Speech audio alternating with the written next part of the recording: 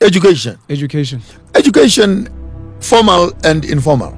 Formal again, according to who? Informal, according to who? This is funny, because what you call informal education is actually the formal education. Because the informal education prepares you to work. Actually, it is the education that is not written on paper. It is what you do as you learn, and you learn as you do. Whereas the formal one is where you must do the bookish knowledge system first in a university, and in conclusion then must write a CV. Then you show us what you have studied, but you can't do it. Then you say you're educated. So the African education is called informal. Yeah, of course. The one that actually is practical. But informal education creates some of the most sophisticated things.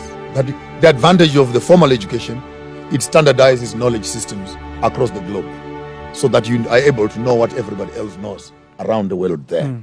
Beautiful. It's a waste of time, in that the greater percentage of what you're studying from primary school to university is totally junk in the bag. You will not even remember what you studied. That's a fact. Our education must not be from learning to employment. Our education must be from problem to solution. Let me clarify that. What do I mean by that? It means that a student firstly goes into the community, takes off their shoes, and they walk around the community. They identify the problems in the community, be it water, be it transport, be it communication, be it food, be it anything that you identify. Then after you have identified your problem, then you must come up with what I call a position paper or a proposal. Write a piece of paper, not make it complicated like the business plan. Just explain what you have seen and what kind of a problem it is, how the people are feeling about the problem, and how do you feel about the problem. Take that piece of paper, walk up to an academic institution, and study for the next 3 to 4 years how to solve this particular problem that is in my community. And while you are studying, you start networking na manyama khurutman who can bring solutions into the same problem. By the time you complete studying here, you actually have a business plan. Yes. If the government was serious in terms of youth development funding, this is the group that needed to be funded, who already have studied the problem for 4 years. Enough practicals, enough theories. By the time they get out of university, they got to implement the solution which they identified and they have studied. And now they're implementing.